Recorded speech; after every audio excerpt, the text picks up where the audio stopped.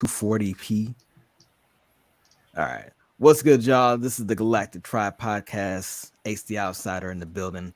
Hope y'all are doing well. It's Juneteenth week. A lot of black energy at one of its apexes throughout the year. We got a couple apexes throughout the year, but this is definitely one of them. Got my co-host on. What's up, John? What's up, Otis? What's going on? What's going on? It's good. How are you feeling, my friend? Feeling good, man. Feeling good. It's hump day. Juneteenth weekend is just a few days away, and I don't know where y'all listening from, but if it ain't Buffalo, I don't know how y'all do Juneteenth over there, but I promise you, it's probably not like what we do here. And if it is, let me know. If y'all want to compete for the biggest Juneteenth, let us know. And it's been that way for a while, okay? And we'll get on that in a little bit. But I just want to welcome a special guest, Nelquan Rashad, singer, musician, Afrofuturist to the bone. What's up, bro? How you feeling? Thank y'all for having me. We're calling the Alliance Galactic Tribe. Shout out. Happy Juneteenth. Yeah, brother. Yeah, brother. If y'all don't know Nelquan Rashad, this is a chance to get to know him. Super dope musicians and visual artists too. Like some of the videos, all the videos that I've seen so far definitely have a bunch of different things going on in them. So big up to the creativity of those videos, bro. Appreciate it, bro. Appreciate it. Y'all organizations like this definitely inspired me to, there's others out there, and the Black futuristic movement is thriving. It's thriving, and it's beautiful. Yeah, man. Yeah, and I think I met you at the shoot, right? Because I feel like I got an invitation from our homie in heaven, Rook. I think he's the one who invited me to the set of Kwani Dumb. Yeah. Rest in power, Rook. He was cool cool dude. Like he embodied the energy of just Buffalo art, and just there's something in this environment that just really promotes just that Afrofuturistic spirit, and he was definitely one of the leaders of that. So he would definitely be missed. And I just had the pleasure that he just directed that first video where I met you, man, and it's just, rest in power, bro. Yeah, big up, man. Yeah, I'm hoping like we get a mural of him somewhere sometime soon, east side, west side, wherever, man, because he was everywhere. He spread his love everywhere. So I know he's gonna get legend. Yeah, he gets a permanent memorial in the that brown bag, the Black Business Directory here in Buffalo. So at least there's that. Yeah, y'all. So let's start this off with Nelquan Rashad, y'all. Yeah, bro. So you take a really interesting approach to your music. Like when I first walked in to the video set, like I knew exactly, like off rip without knowing your face, I knew who the main character was. This man was dressed in this big like purple robe with like this gold shiny armor underneath it. I'm like, yo, he's definitely the main character in this story. And I saw like we were already talking about Afrofuturism at the point. So like when I saw that, that's what y'all was looking for, I said, okay, bet. I came in with my Black Experience muscle shirt, and I have my Cyclops visor, which I have up there. Nice. So yeah, you had like that LeVar Burton thing from Star Trek. I gotta get me one of those. Yeah, bro. And yeah, when I walked on, I said it was a vibe, man. A bunch of creative dancers and people around, new faces, old faces, and all that. So and you did like a short film for it. So Otis and John, did y'all see the video for Kwani Dumb? I have seen it, and I just want to say, like, it's very hard to pull off like that level of eccentricity. You know what I mean? Where it's not forced. And also, got to give you a shout out as somebody who loves chilling in robes, who bringing robes back. Thanks, man. Like, for real, like we need that. We need that energy in the world of just like style and comfort. So I appreciate it. I gotta represent for the big fellas, sometimes Exactly. gotta represent, but Can I bring that video up? Yeah. Let's put a video up, and we'll have it playing as we talk. Mm-hmm. And now Quan, if you want to jump in and say something about the video in particular, you're more than welcome to. But yeah, I mean, let's talk about it, man. What gave you the idea for the video and the song Kwani Dumb? I mean, we were going through a crazy time. I think COVID, we were right dead smack in the middle of COVID. Yeah. The song was inspired just by I guess it's like a character I created within myself of just like, a lot of people remark about the incel community. I just think it's a matter of people taking responsibility for their own actions. Like the word involuntary was it involuntary celibate something? Mm-hmm. So it was my own take on just like, I try to keep centered in my music, just that aspect of just being a man and how I want to take responsibility, grow as a man, flourish, because I know that art has a power, and we can use that for good, we can use it for bad. So within the Quantity video, like you see some of the face paint was inspired by my tribe Fulani, and I was Nice. inspired by Mandinka, Mm. because back in the day, we as men, we had these ceremonies, these rituals in which you had to, you go out, did some ceremonies, learned some skills, and you were a man. But it took 7 years to get to that point. So, a lot of times, a lot of people with respectability, politics, they kind of we pile on ourselves. So I just want to use art as a way of, what, this man's taking responsibility, this black man's taking responsibility, and it was my, so some of the lyrics in the song is a quirky way of doing that. Yeah, yeah, it's so dope that you like brought in an authentic like rites of passage ritual, because I think that's definitely missing in our society now.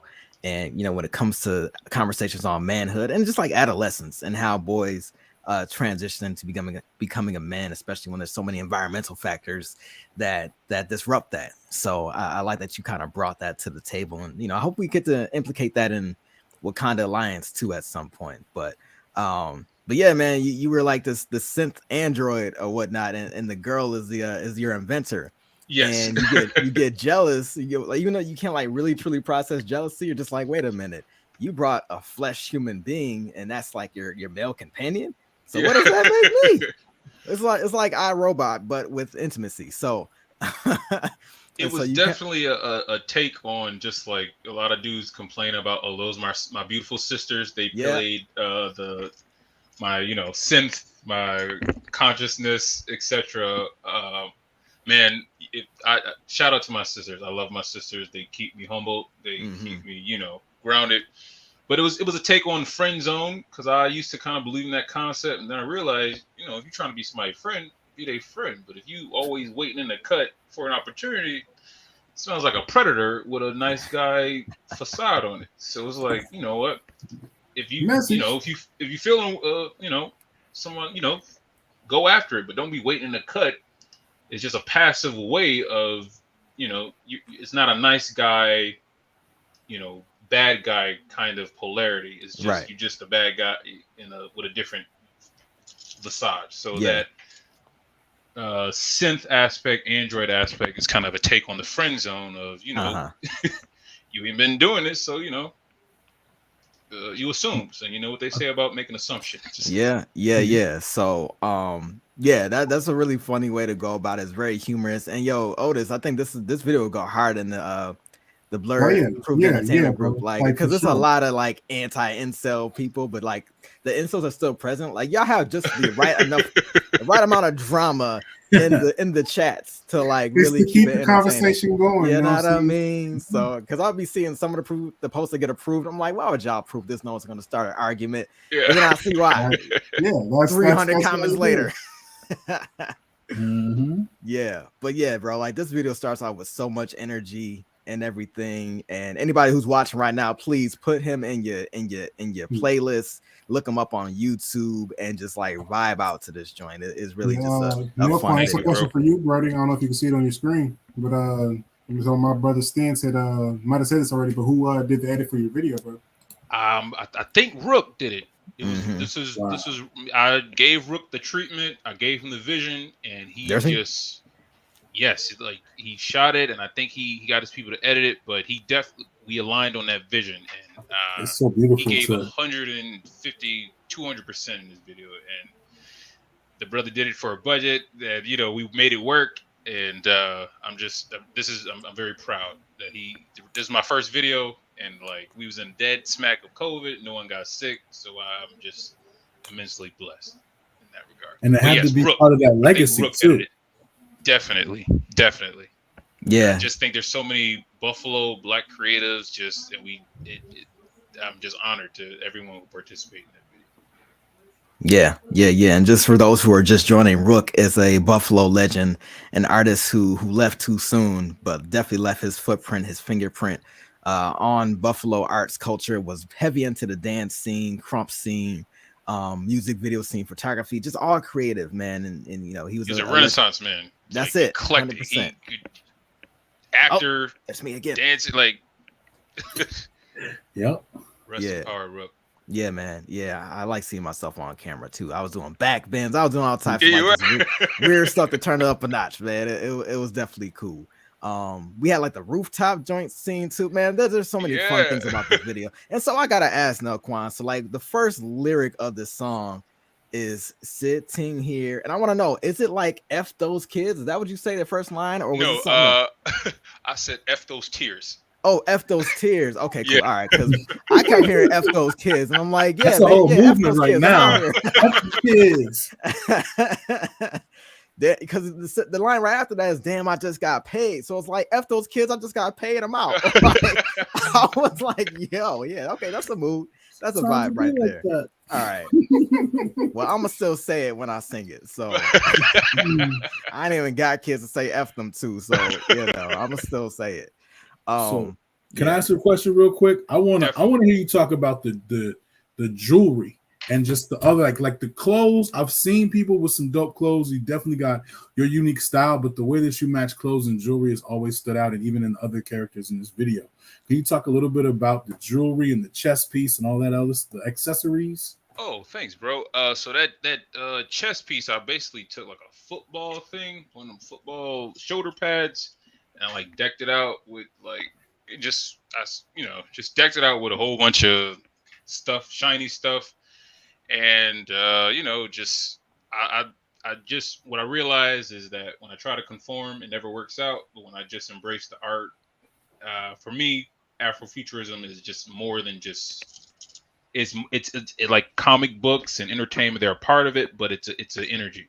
I feel like Harriet Tubman was on some Afrofuturism stuff. It's the energy that keeps us going, and it's about that Sankofa energy of remembering where you've been, remember where you're going, and even when we were in Mandinka, we've been wearing chains, we've been adorning ourselves, every day YOLO. So it's just I like to adorn myself. And I just try to make it work, but try to blend kind of hip hop jewelry with African jewelry. I try to be that intersection of African culture and African American culture.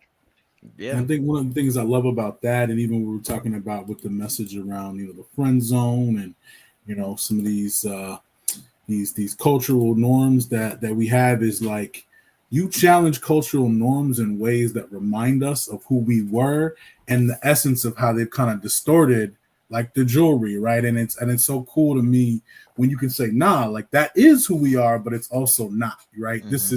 This and the way that you bring in the stories and the way you're so clear about the history, because we got a lot of people who are saying, man, take them chains off. And it's not necessarily take them chains off. It's like we are supposed to rock some gold, but it's supposed to be in a way that's uplifting our community, not supporting it in the way that I've learned so much just from being around you. Not even that much, really, only a few times, but every time I'm around you, I get some game about, oh, actually, this is a deep part of who we are, and they've distorted it, and you really bringing it back. Thank you, bro. That's wow. I appreciate that. Was just some. I want to live up to that. Definitely. Thanks, man. I guess I've been blessed enough where it's like, I'm if you don't know, my dad's African and my mom's African American with indigenous background. So it just, I've always, I've heard Africans say that, Black Americans look down on us and they don't, I've heard African Americans say African. So it's like, not being like a biracial kid, but it's like, okay, how can I use this for the greatest good? How can I be a symbol of unity? I'm already a symbol of unity. So what I realize is that there's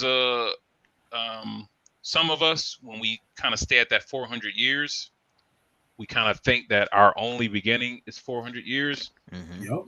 But what I realize is that so many of our ancestors just from Chenk and Job to John Henry Clark, so many people have put out the information where it's like our duty that you gotta, at some point, we have to look beyond the 400-year lie.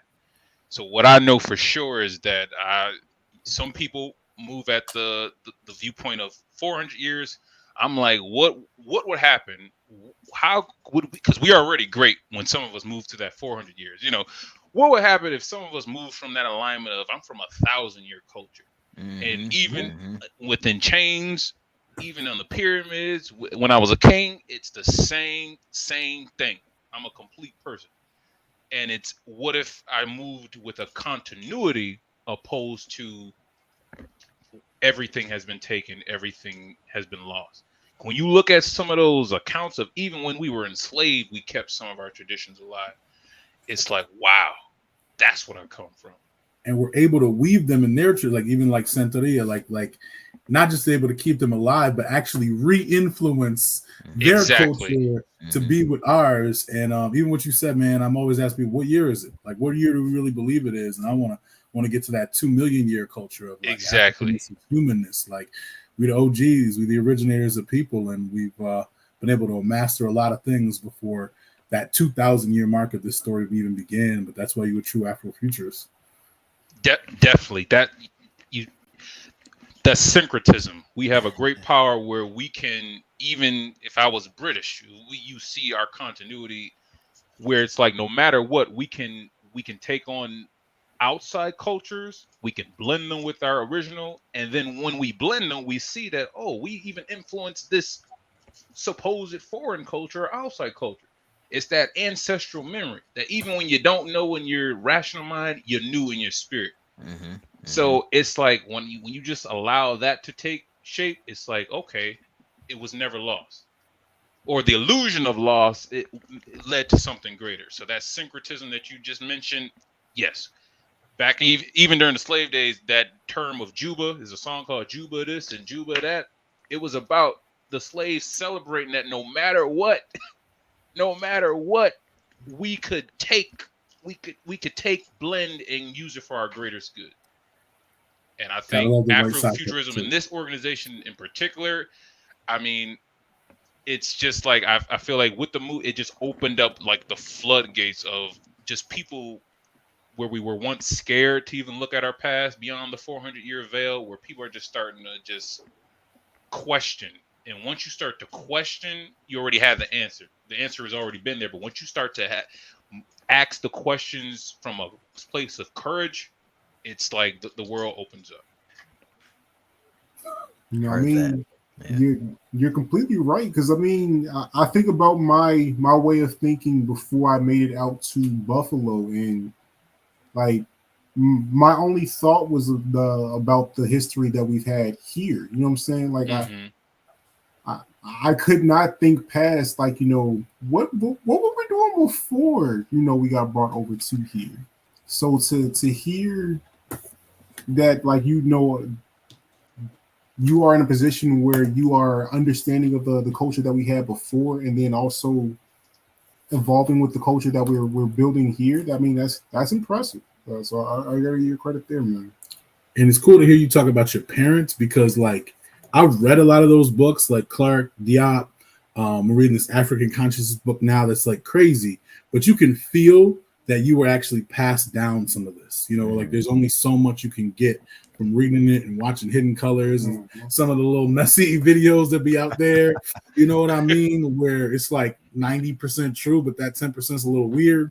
Like you could tell you really got your game from like real people. And I think that's why it has so much more of an impact on me. Thanks, bro. I appreciate it. But I'm simply a representation of like all the people who poured into me. So I had like a teacher named, shout out to Mr. Alexander. He's no longer in this realm. He's spoken to me. I was in the 3rd grade, and he was teaching. It was a charter school, and everyone has different opinions about charter schools. But with the freedom of that charter school, they were teaching us. Oh, don't play that one. That's like they were teaching us hieroglyphs. So I got the pleasure of before before I got kind of brainwashed with believing that Egyptians were white. In the 3rd grade, I had a dreadlock teacher, or not dreadlock, because that's He had locks. But Mm-hmm. even if we look at the word dreadlock, about Oh yeah. people were afraid to come upon a soldier with the snakes because you knew that he stood in his god power. But that's a whole nother. We ain't gonna go into the actual positive aspects of dreadlocks, but Mm-hmm.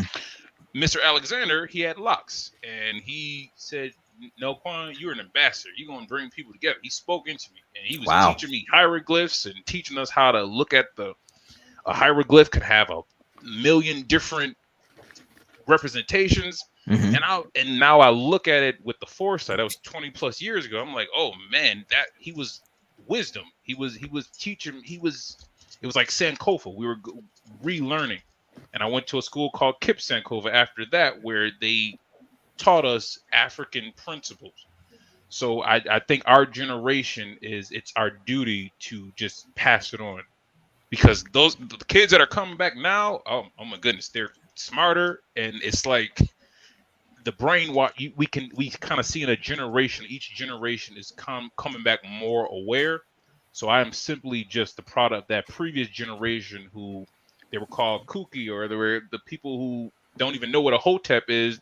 You know, denigrating yourself because you would never hear another group called Einstein or Hippocrates. You would never use them using it as a pejorative. So I see my duty as to pass on every elder who has passed on their wisdom to me, and just pass it on. That's what we got to do with that energy. Just passing it on, and we see it's just growing, and it's just not holding on to it, just sharing that knowledge. Mm-hmm. Yeah, man. All beautiful words, all beautiful conversation here. I also want to ask, like, so, Parliament, and all those other bands from like 60s, 70s, and all that, they had a mad Afrofuturism going on when they did their stage play Definitely. or their stage performances, right?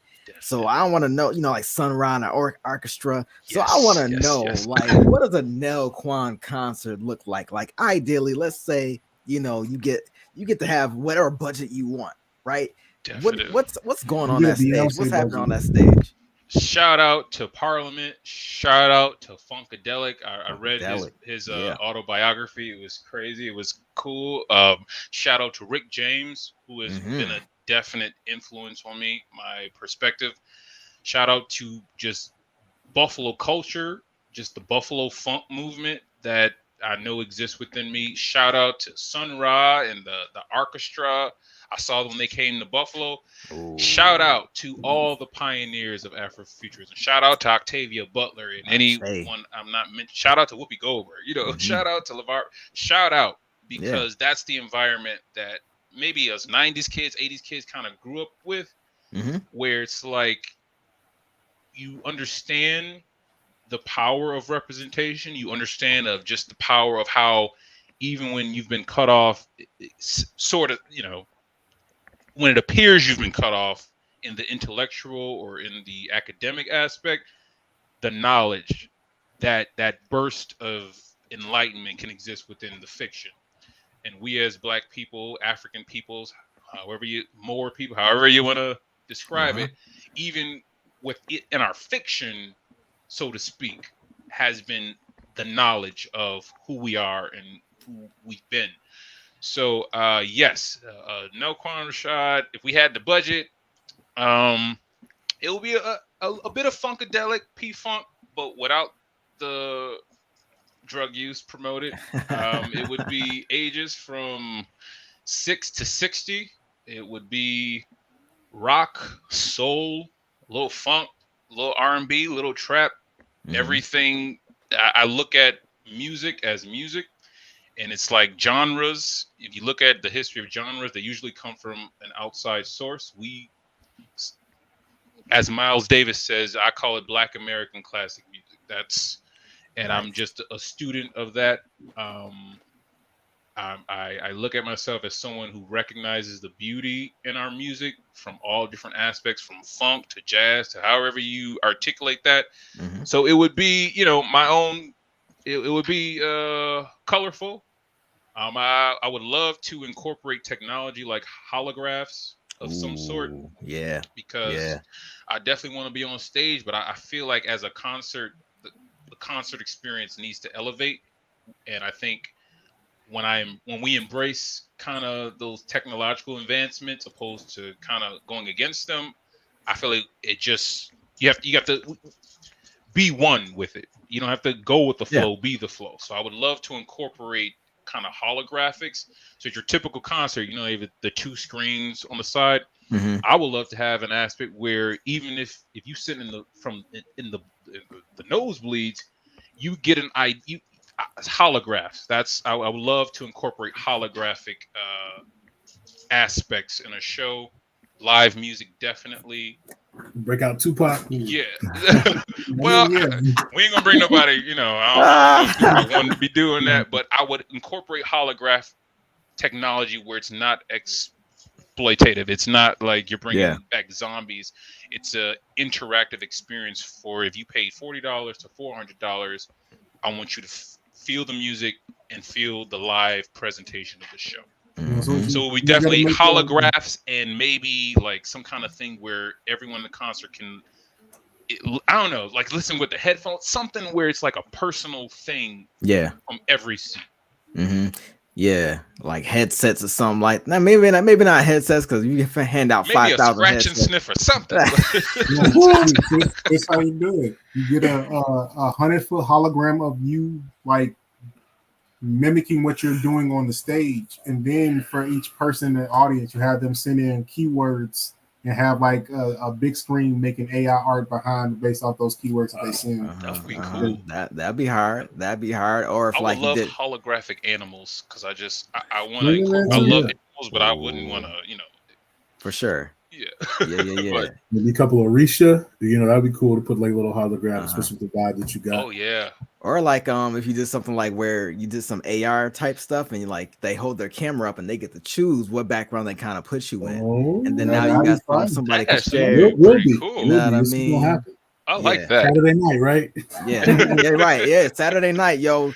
Come see Nelquan Rashad perform if you're in Buffalo, Rochester area. Come to Poise on Niagara Street. The flyers on our profiles, man. Nelquan Rashad is gonna be performing for our Juneteenth party. It's about to go down. I'm super hyped for it. So definitely, we're gonna be at Poise. Yeah. I can't promise any holographic elephants at this show. You know, you could imagine some elephants, but yeah, we'll get there. More intimate. For sure. Yeah, man. I'm super glad you're performing for us. Let me know what songs too. We'll talk later off mic, but yeah, bro, it's dope. I'm looking forward to it, and I'm sure everybody's gonna be blown away because you're one of the many hidden gems here in Buffalo. So I'm for sure certain that good things are gonna come out of that performance. Thanks, man. I appreciate the love and I appreciate the opportunity to perform, especially with this organization. I was like the adult aspect of Wakanda Alliance. I knew it was bursting because we got a lot of blurs. I think it's just beautiful. Especially like people coming in like Otis from Chicago. It's like, yes, Buffalo, this is what we need. We've always been an epicenter. Like Rick James shows we've been an epicenter for funk and Afrofuturism. So why can't we be the next Minneapolis? You know, this is a music town and this is a place with a flourishing art scene. Yeah, y'all. So yeah, definitely check out Nelquan's music, streaming on Spotify, YouTube, pretty much all streaming platforms, right, Rashad? Definitely.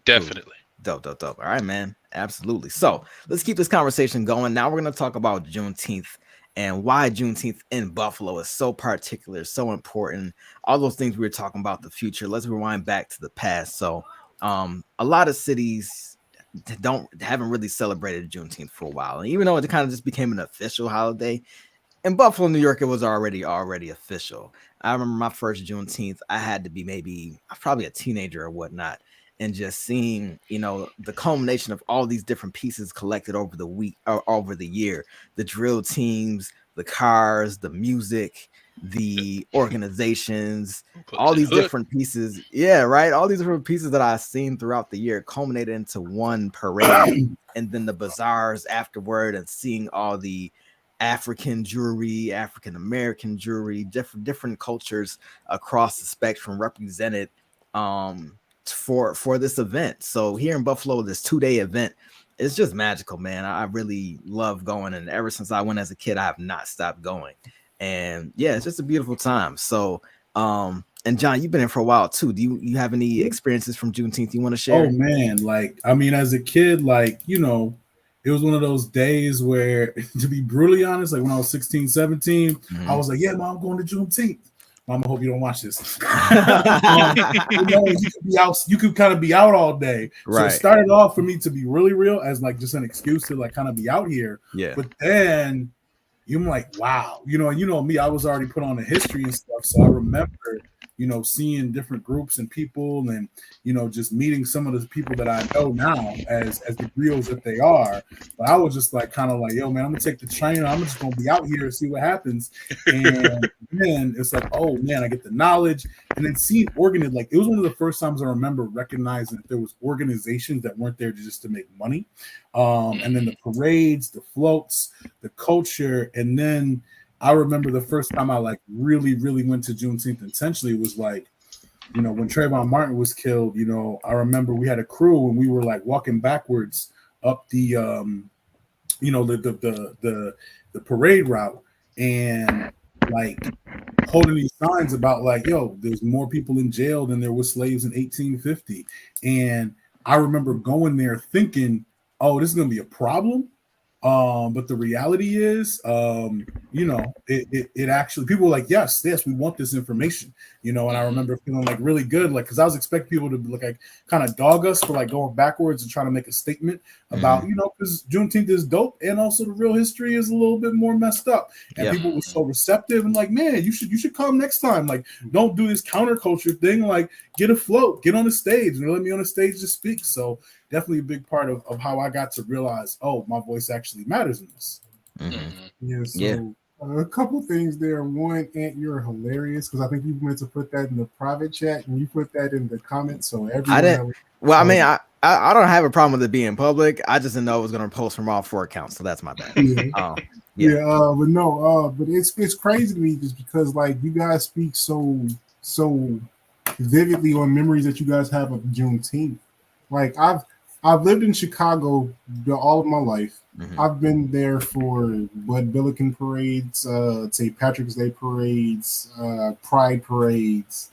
And you have a parade for everything that you can think of. Right. And I've been in Chicago many Junes downtown in the same streets where they would have those parades, and there has never been a single Juneteenth parade. I had never even heard of the holiday until I talked to Felicia. It was like, wow, what's Juneteenth?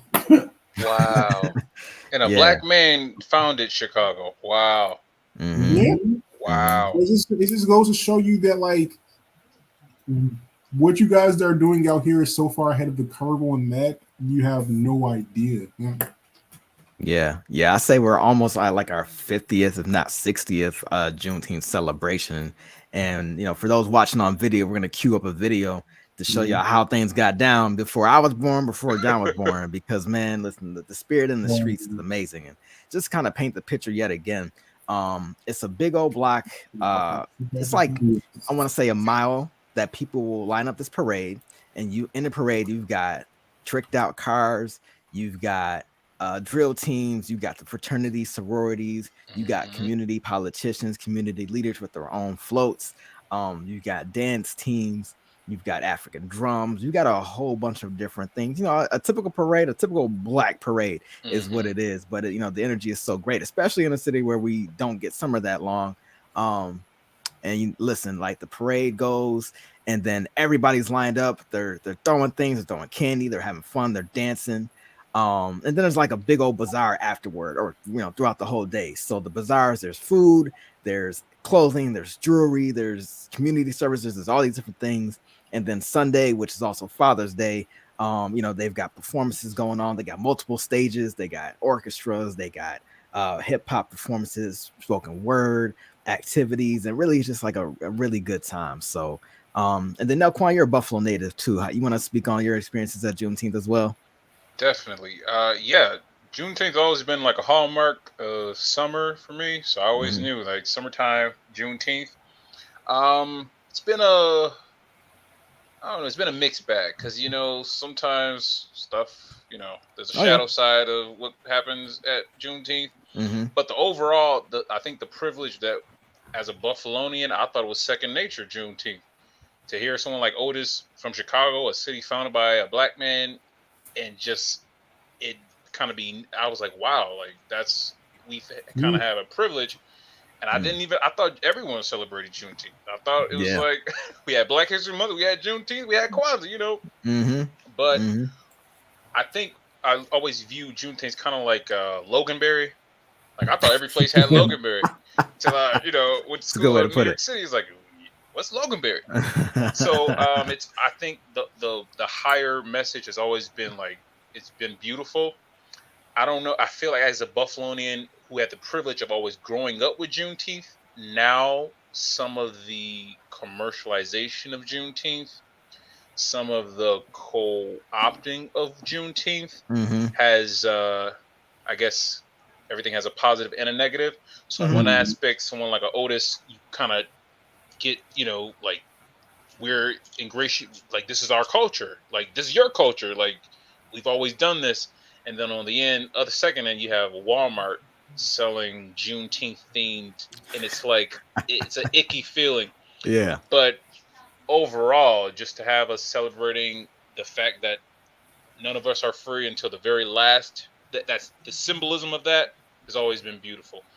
And I used to step as a kid, so the culture of it, as I just think it's a beautiful aspect of Buffalo culture. But I think it's more specific of East Side Buffalo culture Mm-hmm. because I mean we're right near that highway where they put a highway in the middle of a black thriving neighborhood, and still we have found enough time to celebrate our freedom. So I just think that type of spirit of just that East Side Buffalo, like it's Buffalo can take credit for that, but that's an East Side Buffalo thing, and the fact that we have been able to just still celebrate our culture, still have some kind of autonomy and celebration of our culture, I think is just beautiful, and I'm proud to come from the East Side of Buffalo and be a Mm-hmm. black man who was able to grow up with Juneteenth. Yeah. 100%. 100%, man. Oh, you got the old school video queued up? No, we've been You didn't? trying to find it There's this so many entire of them. time. Oh, word. All You know right. which one? It's cool. I mean, no particular, what I'm saying, if you can find like a short clip or whatnot, just to kind of just play one time through, so people can see the history, that's fine. But if you can't, that's totally fine too. We'll work it out. No, it was we just found like 4 or 5 of them, so we're about to play one right now. It's a good problem to have. It's a good problem to You know? have. And I want to see some modern ones too. I don't know if anyone's done. So Doug Ruffin, he's a very well-known filmmaker, documentarian here in Buffalo, New York. I know he's got some good material. There we go. Yeah, Urban Legacy. That's Big that's shouts his out to brand. Doug Ruffin, man. Like we just had trouble figuring out which one to play because it got so many Uh-huh. videos. Yeah, yeah. So, yep. There's one of the. I think those are the nurses. They marching though. They mean Wow. something. And that's I forget what they Nation. call the Million Million Family Family March. Yeah. Oh man, to be alive in these times. I can't wait to see some afros. Actually, no, this is a little bit after that. Okay, never mind. So this is I thought 2000. this bell bottom afro era. I was about to say, oh snap. I see some disco going on. You see, just know, like, if other cities start trying to say, like, oh yeah, we had the Juneteenth going the longest. No, They gotta see me. They gotta see me for that one. They gotta see me They personally. already took our chicken wings. We gotta, we gotta. Yeah, I ain't gonna Right. take They Right. improved on This- your wings. This ain't the wing in the pizza competition. This ain't that conversation. This is a whole different conversation, and we got video records to prove it. Yes. But yeah. I almost forgot the point I was what direction I was going in. But yeah, the future of Juneteenth in Buffalo is so bright. I really can't wait to see what's in store as this thing keeps evolving. And some things I want to evolve, other things I kind of want to stay the same. I think it's a time for us to be us and really enjoy each other's company. Oh yeah, now I want to remember what I want to talk about. Remember, I don't know if y'all seen the Atlanta. If y'all watched Atlanta, y'all saw the Juneteenth episode. There's a Juneteenth episode on Atlanta, and Really? it's freaking hilarious. It was like this rich black bougie family had a Juneteenth party and then like had the drinks named after like a bunch of different things. And it was just like mad performative and just like almost like Get Out vibes, but like with a Oh, I bougie did see that family. episode. Yes, I saw Yeah, that episode. Boo yeah. Chateau. So Yes, yeah, just yeah. There was so much going on in that episode, but yeah, and then, so I kind of thought for a while like maybe that's what Juneteenth is in other places. It's just like those like Afrocentric but bougie Afrocentric black folk having self-contained acknowledgments of Juneteenth, especially in the South. But while we're talking about the South, so one of the exercises we did over the week with the Wakanda Alliance program is that we wanted people to imagine like what if in 1866, after the first Juneteenth celebration, where everybody recognized, well, respectively, everybody recognized that we were actually free. What if there wasn't any segregation? What if there wasn't any Jim Crow laws? What if there was no terrorism, no KKK, no threatening of Black lives? What if we were actually able to build on the environments that we had in the works? If we actually got to keep Black Wall Street, if we got to keep, all the other places that have been affected by white supremacy, tyranny, and all these other things. So, yeah, we had fun with that conversation. And Elquan, I definitely want you to jump in this too. I know I had the idea, what if Rosa Parks got to own her own bus line? You know what I'm saying? Instead of being kicked off a bus, she owns the bus line. She got the buses running. You know what I'm saying? It got her face on the side. It got her name on it. You know what I mean? Marcus Garvey having a line of ships where he's selling people back and forth between America, the Caribbean, South America, and Africa, just like uniting people with his own line of boats. And then maybe he has his own private yacht where he does a party with P. Diddy. I don't know, man. Okay, maybe that's a little bit too far in timelines. But yeah, those are the kind of things we were getting to imagine. I know that someone else in the at the event, someone said, "What if Frederick Douglass has his own line of hair picks?" That was kind of funny. So the black that would be that. That's like it's his face with the afro at the end of the pick instead. That was crazy. Yeah, serious fro. I love his fro. Yeah. Okay. So the question is, what if as after those slaves were former enslaved people were informed of that, like immediately after in Texas, what if it was like we didn't have like Reconstruction and what if the Emancipation Proclamation was actually true? No 13th Amendment. We was free. Oh, we lived up to the promise. Free. You know what? I get the imagination aspect. It's because it's like I have I have a two kind of mind aspect of it. Because on one end, it's like immediately once we were told we were free, because we always been free, but once we were told we were free, it's like immediately after we organized, we ran as Republicans, we got elected, and as soon as we started living up to the American dream, being because Black folk, we make better. Sometimes we can be the greatest American you ever met. As soon as we start doing that, the terrorism comes. So without the terrorism, on one end, it would be great, but on another, it's like when you look beyond the 400 years, you realize that does Black capitalism, is that the answer? And even like with it, when we have a whole bunch of billionaires, we see that some of our folk is just it's the same system. So it's like, I mean, if you look at from the 10 percenters to the talented 10th to the blue vein societies, it's like these same structures, these same systems of oppression, even if there was never a white person in the room, still exist. And you realize that, oh, there you go. Was that John? Yeah. Yes, there it is. Hey, the cameo. That it's like, oh, you start to get that ancestor memory of, okay, how did some of our people sell some of our people into this? How did aspirations of Black capitalism get us to that 400-year illusion? And what I know is doing my research is like, it's from the Moors to the Mandinkas to the Fulanis.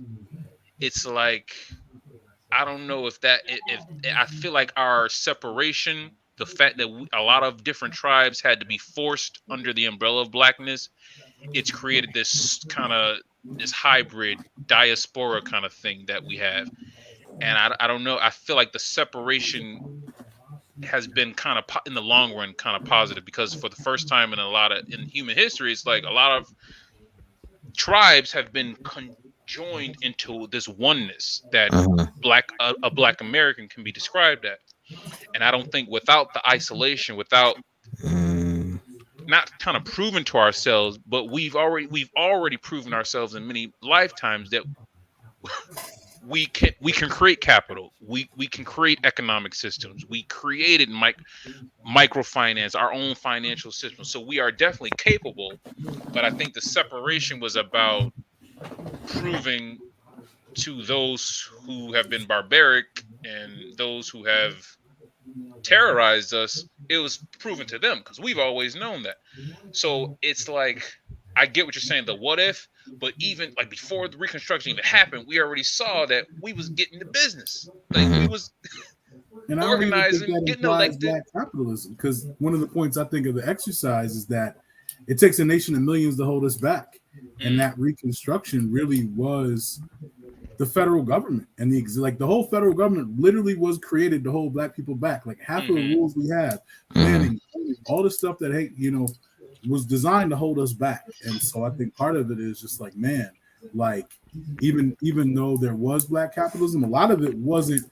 It was capitalism, like even Black Wall Street was capitalism to white people. Yes, but black people were sharing all of the value, together. And how that calls back into the kind of type of societies that we've traditionally built. So, but yeah, I definitely feel a lot of what you're saying, because it's like we are not American, and America is literally designed for us not to be successful in it, or if we are successful, it takes so much more, and it requires us to do some things that are not natural to our culture. And it's also just cool to see all these pictures and see all these people. There's a lot of familiar raised in Juneteenth. My feeling is like, I feel like once we start defining that we already had a concept of a hybrid capitalism and socialism system before we even interacted. Once we go back to it's like what we call capitalism now is like the most hyper anti-human Eurocentric version of it, but we call it capitalism.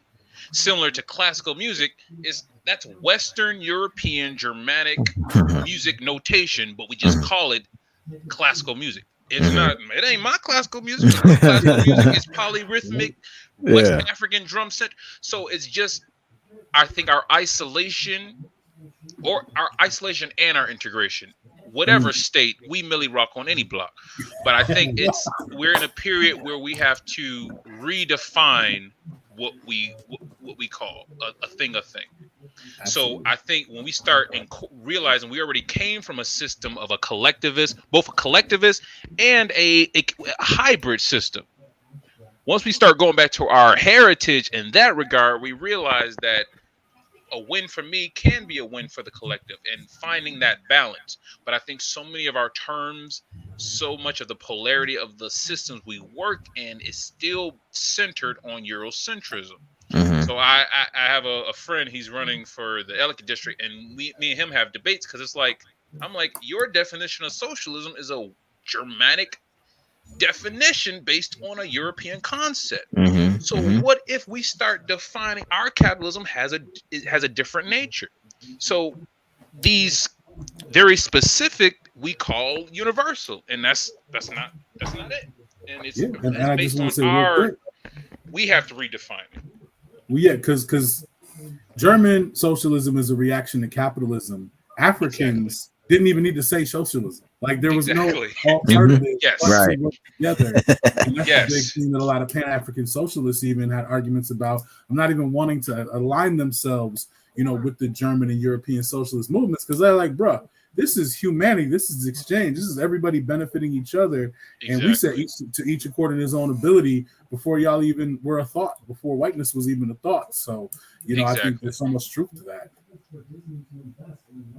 So I think we are in a great position where we kind of are protected by the fiction, the entertainment aspect, because if you start talking about Pan African revolutions, you start getting taken out by certain three-letter organizations. So maybe our ability to survive within the entertainment, within that aspect, it's like an espionage kind of thing, where it's like you getting the message in a different way.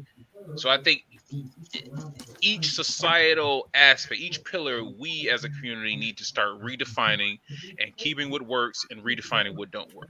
Because a couple people you showed on this slide, as far as the city of Buffalo works, the last time I performed at Juneteenth, I couldn't MT and oh no, let me stop. Certain banks centered themselves, Yeah. centered themselves in our celebration of freedom. Certain banks who wouldn't even put their bank in a black community will show Got the up emails to for prove it. I literally asked them. exactly. And once we start having these conversations with each other, we realize that just because all skin folk, if we not meeting each other at the same vibration, at the same on the same vision of what Black America can and should be, then you just another oppressor with a different skin color. And if you still operate with the mindset of you know the mindset I'm talking about, it doesn't matter what you look like on the outside, because on the inside your interest is not aligned with my interest. So I think once we start redefining that for ourselves, that's like okay, because the veil is falling and we've been hoodwinked and bamboozled by certain skin folk who their only interest is their own self. Mm. This is deep, man. This is not where I expected it to go, and that's I'm fine. sorry. That's totally fine. No, it's totally fine because I want to be surprised. I don't want to expect what is to be expected, man. It's like Animaniac said, expect the unexpected. Like I'm fine with that. I'm totally fine with that. And you know what I'm saying? Yeah, there's so many ways this conversation could go, and that's why we do it. That's why we want to have these different perspectives in, so you can think about it. Because again, I mean, somewhat kind of to your point, if we were just allowed to remain free and like evolve, will we have the sounds we have now? Will we have a Nas or a Jay-Z? You know what I'm saying? Will we have some of the pillars that have been fortified because of the struggles that we were going through? You know what I mean? So, and it's fun to have the whole parallel universe where you have the same person who just goes a different route. Like I like those ideas too. But how else do things change? So yeah, no, that's a great perspective. I just want to add one more thing. So Please. to answer your question, in that imagination, my imagination would be that after all those years of slavery, we learned where we dropped the ball in our past, and we learned how we can play the game while still remembering how we dropped the ball. So it would be kind of like the continuation, opposed to you thinking you starting over.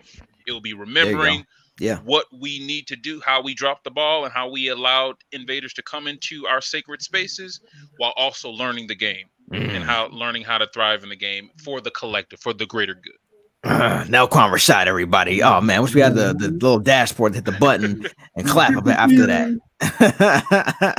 Yeah, the fanfare and everything, we man. Get that set up. Yeah, we're gonna work on that. We're gonna invite you back.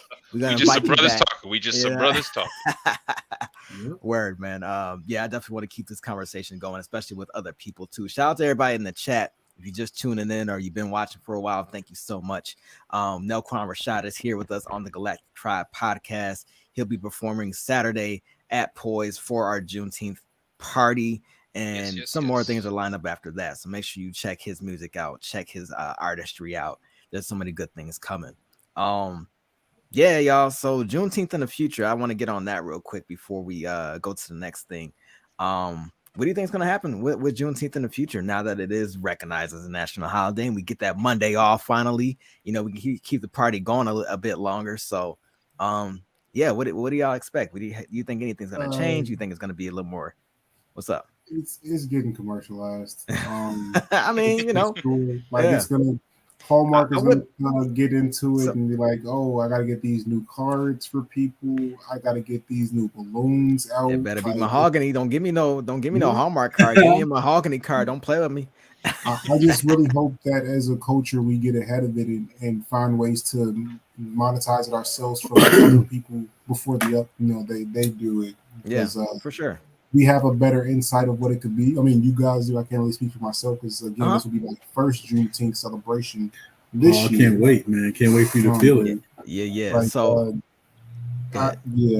I hope, I really hope that we get ahead of that and find ways to capitalize off of it before all the everything from that is taken from. I think Buffalo has to do that, bro. Honestly, and like so think back to our childhood, right? Rugrats, Proud Family, I think Static Shock as well. They all had like Kwanzaa episodes, right? Mm-hmm. So I would love for our stories to be transformed and like presented to kids through the cartoons that already exist, the shows that already exist. Would love to see Craig of the Creek have a Juneteenth episode. Would love to see I don't even know Doc Mustafa comes on anymore, but that would be cool.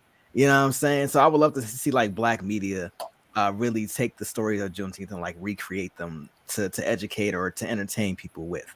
You know what I Mm-hmm. mean? So I think that's a really good step, and I think those writers can only come from Buffalo, New York, or any other place that might have the second, third, or fourth largest Mm-hmm. Juneteenth. So Yeah, I was gonna hop in and say like this. Honestly, this conversation is inspiring me to holler at some of the organizations I know in Chicago. I hey, know Detroit got a lit one, but mm-hmm, honestly, what I would love to see is us spread the Juneteenth, especially in the Rust Belt, mm-hmm, Yeah. especially like in these majority black cities. It's still like pretty gutter. You know what I mean? And also, like, actually have like a national. I think that's what the nationalization of the day could do because it's a day off. Now you can say, Mm-hmm. hey, we got Monday. We got Monday off. What are we going to do? You know, what kind of celebration could we have? And I really want to start to plant some seeds. But I think technologically, man, what AI and different things. So we go crazy to the future. I hope teleportation exists one day and we can get all black people all together, take the crazy bullet train to Africa or hop in the teleporter and mm-hmm, really be able to bring the whole diaspora yeah, together yeah, to celebrate. Maybe it isn't Juneteenth that's the day for those people, but mm-hmm. if we could have a diaspora day that was real, Oh yeah. come together and maybe even switch. Sometimes come to America, sometimes go to the Caribbean or Africa or even Brazil, other different countries that are part of the diaspora. I would love to see like a diaspora day Mm-hmm. where we bring together all of the moments of liberation from Haiti to America, to the revolutions of the 50s, 60s, and 70s. And that's what Wakanda is to me. Like Mm-hmm. that's what I see when I see Wakanda is a celebration of all those cultures and all those elements. Although it ain't perfect, but that's what I see in the future. Is like us. We got some Komodo bees. We got some AI. We all teleporting together to one place to represent how we've survived. Hundreds of years of this period, but Mhm. that's because we existed for millions of years before that. Mm. Right on. Right on. Yeah. Yeah. I like it. I like it. Now, Quan, you want to jump in too? So for the future, Yeah. I would view Juneteenth, and I want to call it like what I think one of the original names was Emancipation Day, Hmm. Mm-hmm. or the celebration of emancipation. I think the celebration is good. I think we can use the commercialization to our advantage Hmm. in a sense of, okay, this is a celebration, but how are we holding this country accountable to the promise of emancipation? How are we holding ourselves accountable to taking our freedom back? Because that's what we did. We took our freedom, even though on the surface the celebration is about the governor of Galveston proclaiming we took it when we every runaway, every slave rebellion, Hmm. every moment that led up to that proclamation, we took our freedom. So in a insular way in the future, I would think maybe yes, we should promote Emancipation Day in each city. A place like Chicago should have. I don't know if Detroit has it, but it should have Emancipation Day. But I think maybe like every year or maybe every 10 years, we as a collective, maybe we have city collective, we write out our own proclamation of what's a threat to freedom, our definition of freedom, our a definition of emancipation. What's a threat or what can be worked on that we aren't holding true? Because a celebration without information, because the purpose of Juneteenth, it says to celebrate, to educate, and to agitate. So the celebration is cool. Our people who call themselves allies, the celebration is easy. But what are we doing to educate? What are we doing to agitate the very premise of a people having to proclaim their freedom, especially in a place like America? Where's the disconnect between that 1866 proclamation and the 1776 proclamation? What's that distance, and how does it exist today? And the So my 1966 vision proclamation. for the future would be, yes, we celebrate on that last day, but up to that day, we either 1 year or every 10 years, we write out what's in our community that's a threat to freedom. What banks are showing up at our celebration that wouldn't even participate in our liberation, where you're in our community, you're feeding off our community, but you won't give loans? Or how do we hold those people there for the celebration responsible for the education and the agitation? Anyone who shows up to this celebration, you should be a part of this movement of freedom and education. So it's just about, if you're going to commercialize it, cool. But are those Juneteenth things in Walmart, are they black owned? Mm-hmm. Do you even have black vendors? Mm-hmm. Are those people who own those brands, do they contribute to politicians who are against the freedom? And that's so that would be my vision of how we hold ourselves responsible and how we hold those who want to celebrate responsible for the mission of emancipation.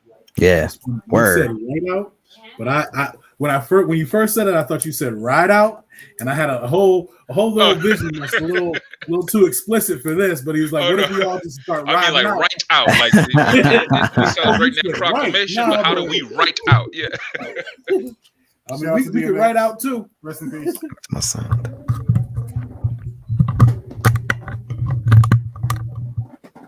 My sound disconnected. Hold Juneteenth on. 2030, we riding out. Let's I go. keep going.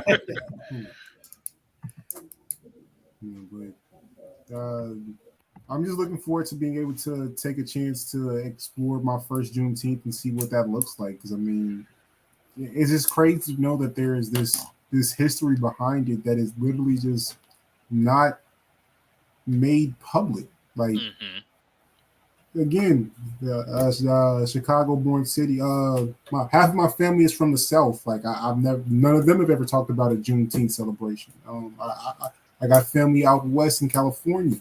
Like I've never heard anyone speak on this before. Like, I mean, I can't speak for every city everywhere because I mean I don't have that type of. Can I ask a question?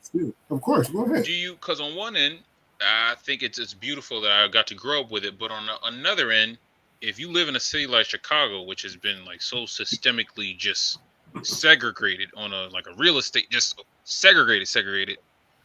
Do you feel like this? And we know that there were people who were enslaved well into the 1960s. So do you think it's kind of like I don't know, not a lie, but it's like we're celebrating freedom of the 1860s of someone proclaiming it when so many systems of enslavement continue today. So it's like that double. It's like definitely a lie because Yeah. even days after Juneteenth, Abraham Lincoln was slaughtering the black soldiers because there was 8 million black people in the South. There was only like 15% of a white population. So if they didn't, we was gonna take over this new Africa in the South. So it's like I see, like, okay, if you come from a city where the work still needs to be done, maybe from that vantage point, we can't celebrate freedom in that regard because we still, freedom, the promise has still not manifested itself.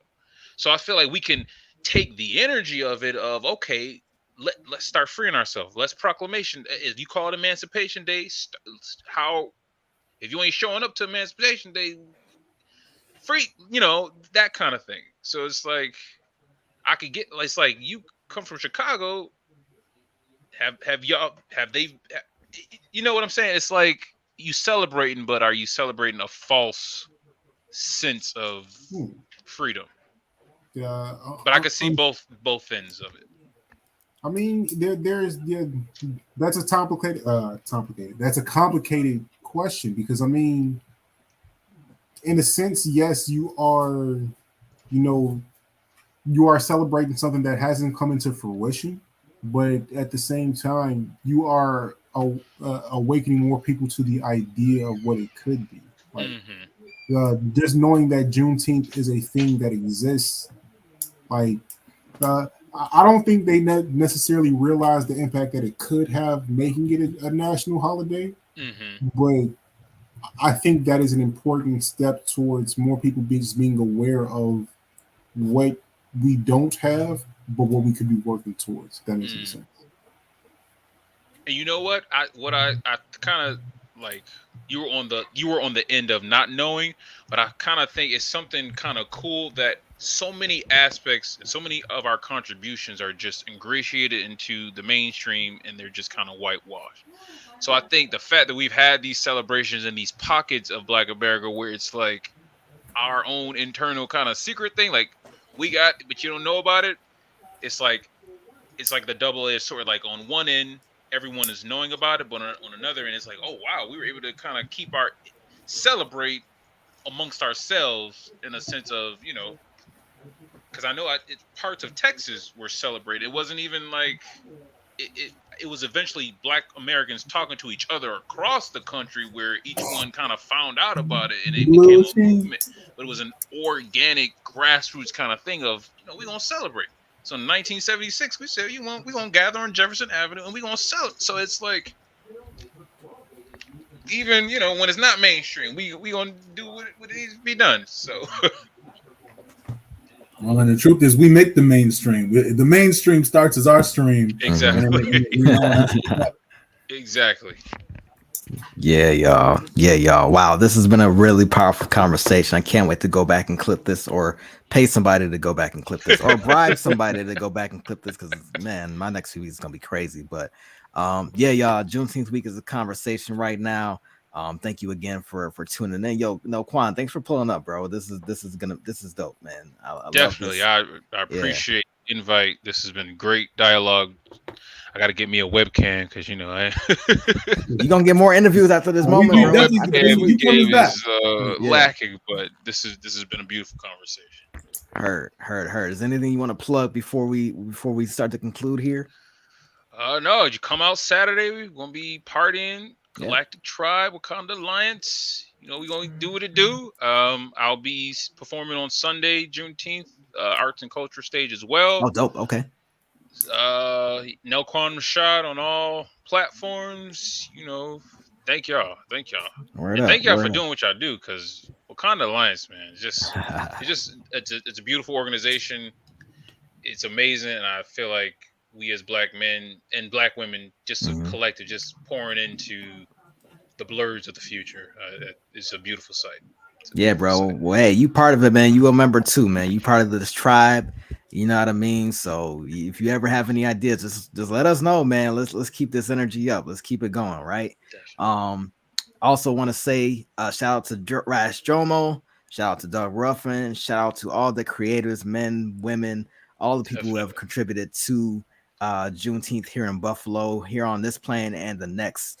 It's up to us to keep this thing going.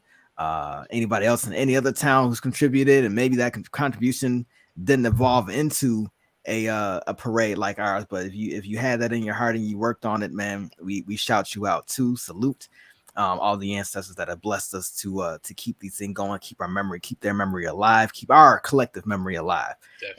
It's a beautiful thing. Comic talk before let's wrap up with it real quick, because I mean we didn't even get to it. I gotta go back and change all the descriptions and captions. Like Juneteenth now call Rashad. That's what we talking about here No. on the Black Tribe podcast. Black Panther can wait. He can wait. Black Panther #1 came out today. E-viewing is penning it. Art by Chris Allen. It looks fantastic. I read the first issue.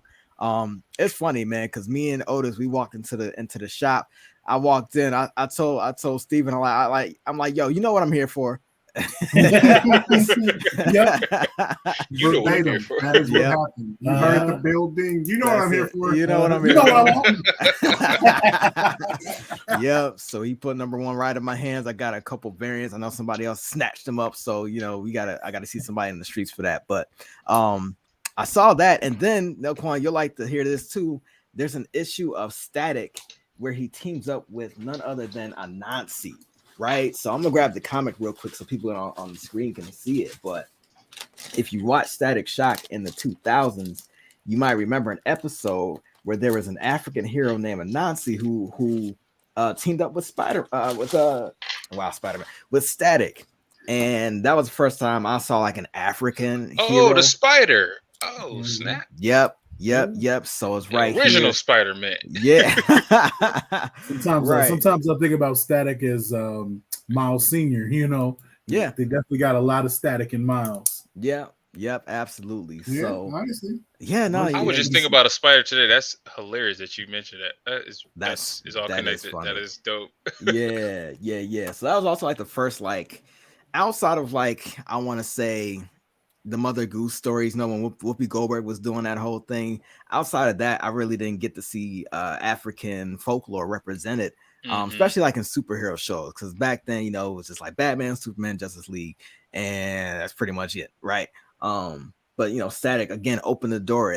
They had a Kwanzaa episode. They had an episode featuring this character Anansi, who was made originally for the TV show. Wow. So I'm looking forward to digging into this and seeing what that's all about. So make sure I go pick that up. Also, it's written by our good friend Evan Narcisse, who's been on the show a couple different times, or on our workshops a couple different times. So big up to Evan Narcisse. Some good things out. So I go to your local comic book shop again. Gutter Pop Comics. That's our place of worship that we attend. Yeah, because me and Otis went in there, and then like John, he met us at the coffee shop, and he came in. He's like, "Yo, I just did some retail therapy. I had to get some," and he just got this big old stack of comics. As soon as I opened the door, he was holding it up, and I'm like, "No, I'm getting all the variants." And then I got pretty much every black comic there, and he was like, "Oh, my bad, I forgot we were supposed to say these for you too." He's all up, and I'm like, "No, we good." Yeah, they know what it is when we walk in. That's it. Can I ask a quick question? Go for it. I still gotta sharpen my comic book knowledge, but I want to ask the panel a question. Yeah. Static Shock versus Black Lightning. Who y'all think? Oh boy. Who you think? In a fight or as a character? Either way. They battle it. Who Static Shock or Black Lightning? Static just has a lot of genius behind him. I think he also started out younger. So he's got that experience with him, you know what I mean? And Black Lightning, he can't do that many things. I feel like I've seen Static use his powers in ways that Black Lightning hasn't. Outside of like shocking things or short circuiting a system, I don't know if he has the same capacity, you know what I mean? So I would have to I never got to really know Black Lightning as a big character, especially I didn't really see any solo titles, and most of the things like Super Friends, or he wasn't even in Justice League. He's kind of a bit of an afterthought. Yeah, that's exactly what I was gonna say. Black Lightning is a token. Like Static is a character. Black Lightning is like, all right, we need a little black boy over here to like do a little something, but he's not really like in the storyline, and that means sadly he doesn't have a lot of he looks cool in moments, but like Static is a gene. Yeah, Static waxes pretty much everybody. Yeah, I wish they had did it. I was gonna say, I wish they had did like an episode where like Black Lightning takes Static under his wing and like kind of shows him the ropes. Like I feel like either Young Justice needed that. I think they kind of hinted towards it, but they never really got into it. I feel like that was necessary. It would have been great to see him even in the Static show, because Static had cameos from other Justice League characters. He had John Stewart and the Justice League, but never really had any other like role model, like Black Lightning to pop in. So, and, you know, all this whole thing about black people always having lightning powers, electric powers, I ain't mad at it. I'm totally down for that. You know what I mean? Yeah. So it's like, yeah, and even like Black Lightning has 2 daughters. You know what I'm saying? I wish they would get like a team up or something like that. We need an Evan Narcisse or somebody like that to actually write. We need a black man to write Black Lightning, or a black person. I shouldn't say just black man, but we need somebody blackety black that loves comics to write Black Lightning. Then I think we would get the character development that would actually give him some real power. Yeah, definitely. Yeah, Otis, you were gonna jump in. Go ahead. You know what I'm saying? Like his Black Lightning's best representation has been in Young Justice, because I will never acknowledge that show. So you don't rock with Young Justice like that? No, Young Justice fine. The Black Lightning show, however. I figured that's what he's talking about. You ain't like Black Lightning in the show? No. Oh. No. What? You ain't like the writing? I'm not going to do like that. Cosby. That's a whole other Cosby episode. with like powers. He was like, he was like Cosby with the lean on me principle. It was like he was Cosby, the lean on me principle. Yes, the fusion of those two, but also a superhero and an activist and an Olympian. And not a real person. That's the point. Not a real person. Yeah. A bunch of archetypes in a writing room, you know? Yeah. Good old CW. Thanks a lot. Mr. Respectability Politics. Used to be WWWB. They got be a villain in that show. Like, you just don't. No, once Dave Chappelle did that, like, he's the only one who can make Wayne Brady a billion. That's Wayne Brady's son. And he did not bring that energy. I'm just saying. I forgot Wayne Brady was a villain in that. Yeah, is Wayne Brady gonna have to? Yes, Wayne Brady was gangster and wow, I forgot about that. That's funny. Yeah. So yeah, that was a good question. Thanks for throwing that out there, and we'll have to expand on that a little bit more. But yeah, y'all, here we are, the Galactic Tribe podcast. Thanks again for tuning in. We'll be back in a week or so with some new material. BlurredCon is coming up too. We'll be going to BlurredCon in July, so that's gonna be fire. We got an article up on blurred.com site. So if you go to blurred.com, click on blog, you'll see our article. The article is titled something about T'Challa. Oh, where do Black Panther fans go from here? Because the last comic didn't. You said what? So I'm going to grab the article and put it in the comments. Okay, yeah, put it in the comments, man. And if you're a fan of Black Panther, whether you just joined on or you've been around for a while, check that article out. We're trying to, see where the direction of Black Panther is going. Of course, the first issue dropped today, so that was a good sign. But as far as wider media, animation, video games, cartoons, like where's Black Panther going? So that's that conversation right there. If you're in Buffalo, New York, tune into, or we'll be streaming it too. Our workshop is on June 24th. We'll be talking about some other things. Got some special guests lined up, and that's what I got, y'all. So thanks again for joining in. Anything from Otis, John, or Nelquan on the way out? Yeah. Well, make sure you check out if you're watching this. Check out that article we just dropped in the comments, so you can see it from anywhere you're viewing this from. It's a great article. Anthony did his thing on it, so yeah, check it out. No, just much love and respect for Nelquan for this, and it's got me hyped for Saturday. Always learn something every time I talk to you. Y'all some geniuses. I appreciate the love. I'll see y'all on Saturday. Y'all know we're gonna have a good time and stay dangerous. That's it. Peace, y'all. What's up, y'all? Peace.